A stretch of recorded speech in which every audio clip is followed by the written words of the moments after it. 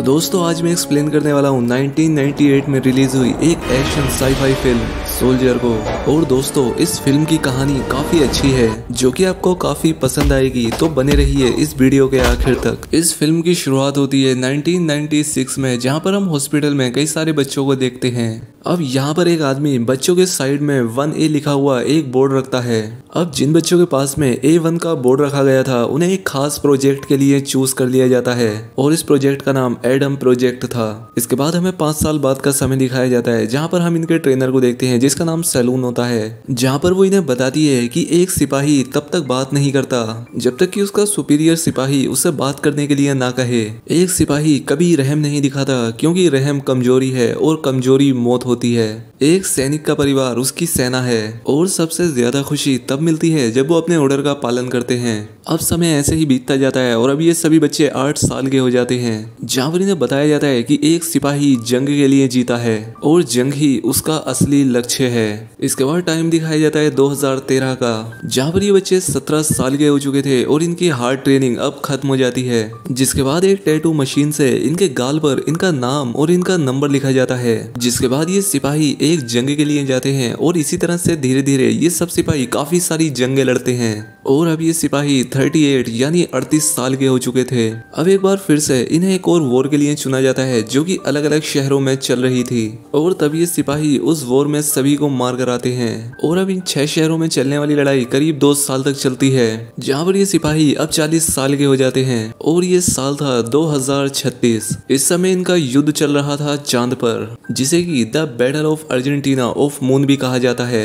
इसमें टोड के साथी जो कि सामने वाले दुश्मन की वजह से घायल हो चुके थे और इसीलिए टोड सामने के दुश्मनों को मार देता है। इसके बाद हमें इनके कमांडर चर्च को दिखाया जाता है जिससे मिलने के लिए कोलोनल मैक आया था। कोलोनल चर्च को बताता है कि तुम्हारी सेना मेरी सेना के सामने कुछ भी नहीं है क्योंकि इनकी ट्रेनिंग तुम्हारे लोगों से ज्यादा बेहतर और हार्ड हुई है, यहाँ तक कि इनकी फिजिक भी तुम्हारे सोल्जर से कहीं ज्यादा अच्छी है। लेकिन चर्च उसे बताता है कि मेरे लोगों ने काफी खतरनाक जंगें लड़ी हैं, वहाँ का माहौल कैसा रहता है और किस सिचुएशन पर उन्हें क्या करना है ये उन्हें अच्छे से पता है। क्या तुम्हारी सेना ने कभी ऐसी चीजों को एक्सपीरियंस किया भी है या नहीं? जिस पर मैक कहता है तो फिर क्यों ना हम इन दोनों टीमों के बीच एक टेस्ट कर लें। जिसके बाद चर्च का एक सोल्जर और साथ ही मैक का एक सोल्जर, उन दोनों के बीच में एक मुकाबला होता है। सबसे पहले टोड को दूर तक भागने का आदेश दिया जाता है, वहीं केन को उसके 20 मिनट बाद भेजा जाता है। अब क्योंकि केन के भागने की स्पीड ज्यादा अच्छी होती है इसलिए वो टोड से पहले भागकर वहां पर पहुंच जाता है। और इसके बाद इन्हें एक रस्सी पर चढ़ना था, लेकिन मुकाबले को और ज्यादा खतरनाक बनाने के लिए मैक और चर्च यहाँ पर 2 और सोल्जर्स को भेज देते हैं जिनका टोड बड़ी ही अच्छी तरह से मुकाबला करता है और उन्हें हरा देता है। अब कहीं टोड केन से जीत न जाए इसलिए वो उसके हाथ पर काट लेता है। अब ये देखकर टोड को गुस्सा आ जाता है इसलिए वो अपनी उंगलियां उसकी आंखों में घुसा देता है और उसकी आंखें फोड़ देता है। अब हालांकि इस पूरे टेस्ट में टोड पास हो चुका था, लेकिन मैक जिसके ये सारे सोल्जर्स थे, जिसने कि उन पर काफी खर्चा किया था, उसने उन्हें काफी खर्चा करके पाला था, इसलिए वो गुस्से में आ चुका था। और वो केन से कहता है कि तुम्हें पता भी है कि तुम जैसे सोल्जर्स बनाने में कितना खर्चा लगता है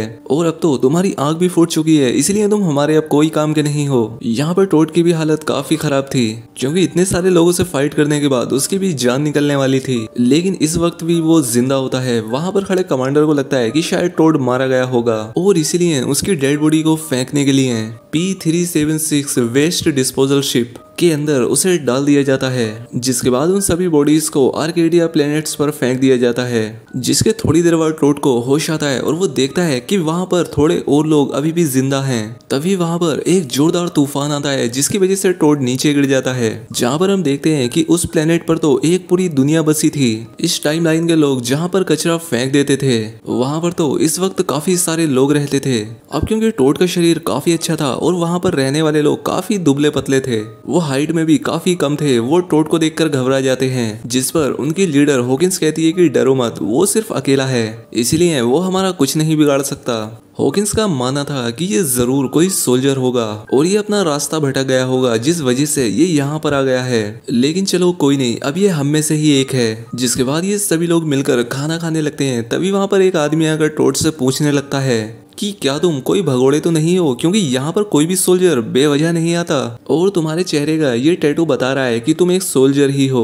आखिर तुम अपनी टीम के साथ क्यों नहीं हो, तुम यहाँ पर क्या कर रहे हो? जिस पर टोड कहता है कि मुझे रिप्लेस किया गया एक बेहतरीन सिपाही के साथ। खैर अब इसके बाद टोड की मुलाकात वहीं पर रहने वाली सेंट्रा नाम की एक लड़की से होती है, जो कि उसे बताती है कि जब 12 साल पहले हम लोग धरती से चले थे तो उस वक्त हमें नहीं पता था कि हम लोग यहाँ पर गिर पड़ेंगे। जब हमारा प्लेन क्रैश हुआ था तो काफी सारे लोग मर गए थे और जब कुछ साल बाद यहाँ पर डंपर्स आकर कचरा गिराने लगे तो हमें पता लग गया कि हमारी मदद के लिए यहाँ कोई नहीं आएगा। तब हम लोगों ने फैसला किया कि हम सबको ही एक साथ मिलकर इस बेकार सी जगह पर रहना होगा। खैर इस जगह पर एक बात ये अच्छी थी कि इस बेकार जगह के लिए कोई भी लड़ाई नहीं करेगा, क्योंकि दूसरे प्लेनेट्स पर तो जगह और अच्छे घरों के लिए लड़ाई चलती रहती है और तुम्हें देखकर लगता है कि शायद तुम लड़ाई में अच्छे हो और ऐसा भी हो सकता है कि तुम्हें लड़ाई पसंद भी हो। खैर अब इसके बाद हमें मैक और चर्च को दिखाया जाता है, जहाँ पर ये लोग ये बातें कर रहे थे कि हमें अपनी टीम को आजमाना चाहिए। मैक ये बात जानता था कि उसके सोल्जर्स काफी ज्यादा ताकतवर हैं और वो उनकी ताकत को आजमाने के लिए उन सभी को आर्केडिया प्लेनेट पर भेजना चाहता था और ये देखना चाहता था कि आखिर उसकी टीम उस प्लेनेट पर रहने वाले कितने लोगों को मार सकती है। खैर अब इसके बाद दूसरी तरफ हम सेंड्रा को देखते हैं, जो कि टोड को खेती करना सिखा रही थी। तभी वहाँ पर एक सांप आ जाता है जिसे कि सेंड्रा वहीं पर मार देती है और टोड को बताती है कि जब भी तुम्हें कोई ऐसा सांप दिखे उसे तुरंत मार देना। इस सांप ने एक बार नेथन को काटा था, जिसकी वजह से वो अब बोल नहीं पाता। खैर अब दिन ऐसे ही बीतते जाते हैं और क्रिसमस का दिन आ जाता है। यहाँ पर सभी लोग क्रिसमस का दिन सेलिब्रेट कर रहे थे। तभी टोड को अपनी पुरानी बातें याद आती हैं कि उसकी ट्रेनिंग किस तरह से हुआ करती थी, उसने कितनी सारी जंगें लड़ी और कितने लोगों को मार दिया और अब इसीलिए वो अपनी ट्रेनिंग करने के लिए चला जाता है। वो जब बॉक्सिंग बैग पर बॉक्सिंग कर रहा होता है तभी वहाँ पर जिमी नाम का एक लड़का आता है और उसे गिफ्ट में एक स्कार्फ देने लगता है, लेकिन टोड को लगता है कि शायद वो कोई दुश्मन है और उसे जान से मारने के लिए आया है। ये सारी चीजें वहाँ पर खड़ी हॉकिंस भी देख रही थी। खैर अब इसके बाद टोड सोने के लिए चला जाता है, लेकिन उसके सपने उसका पीछा नहीं छोड़ते। उसके सपने उसे ये बताते हैं कि एक सिपाही जो कि अपनी जिंदगी जंग के लिए कुर्बान कर चुका होता है, उसे दोस्त या परिवार की जरूरत नहीं होती है। लड़ाई उसकी दोस्ती होती है, सेना उसका परिवार और कमजोरी उसकी मौत होती है। तभी वहाँ पर वो छोटा बच्चा नेथन, जो कि बोल नहीं सकता था, वो टोड के पास आकर अपनी बनाई हुई कुछ ड्राइंग्स उसे देकर जाने लगता है। तभी वहाँ पर वही सांप आ जाता है, लेकिन टोड खुद उस सांप को ना मारकर नेथन को जूता देते हुए कहता है कि ये लो जूता और उस सांप को मार दो, क्योंकि अगर तुम खुद की मदद नहीं कर सकते तो तुम किसी की मदद नहीं कर पाओगे।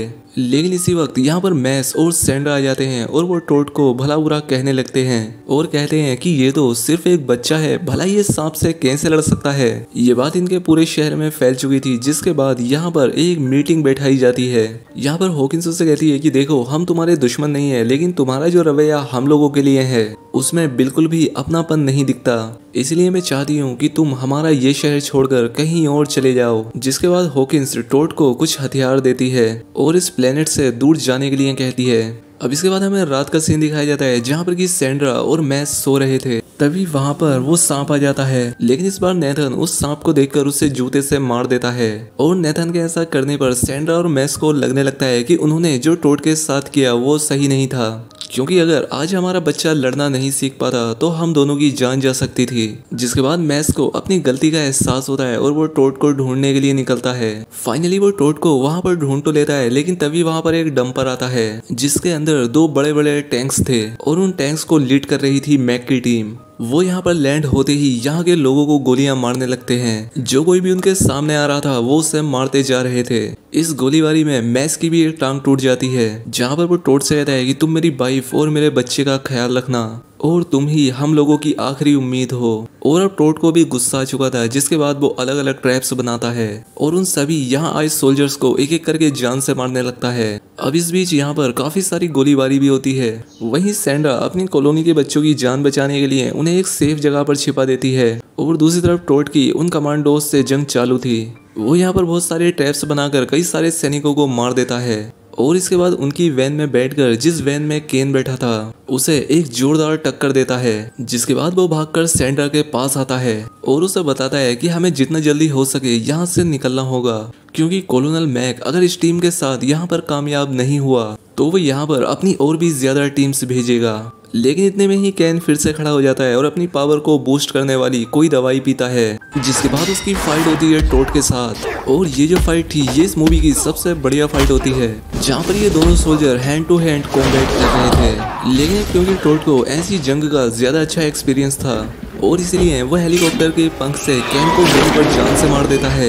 ये सब देखकर दूर बैठे प्लेनेट में मैक को गुस्सा आ जाता है और वो अपने बचे हुए सैनिकों से कहता है कि तुम जो बॉम्ब लेकर आए थे उस बॉम्ब से इस पूरे के पूरे प्लेनेट को ही तबाह कर दो। लेकिन टोड ऐसा नहीं होने देना चाहता था और जिस डंपर में ये सारे सोल्जर्स इस प्लेनेट पर आए थे, टोड यहाँ पर रहने वाले सभी लोगों को उस डंपर में बैठा देता है और उनसे कहता है कि हमें जितना जल्दी हो सके यहाँ से निकलना होगा। जिसके बाद आर्केडिया प्लेनेट पर एक जोरदार धमाका होता है, लेकिन टोड की वजह से इन सभी की जानें बच चुकी थीं और अब इनका नया प्लेनेट था ट्रिनिटी मून, जिसकी तरफ अब ये लोग जा रहे थे। और अब इसी शानदार एंडिंग के साथ इस मूवी की कहानी यहाँ पर खत्म हो जाती है। तो दोस्तों उम्मीद करता हूँ कि आपको एक्सप्लेनेशन पसंद आई होगी। अगर वीडियो अच्छी लगी हो तो कमेंट करके जरूर बताएं और अगर इस तरह की और भी मूवीज देखना चाहते हैं तो हमें कमेंट करके जरूर बताएं। और अगर चैनल पर पहली बार आए हैं तो चैनल को सब्सक्राइब भी कर लें। तो आज के लिए इतना ही, मिलते हैं अगली शानदार वीडियो में।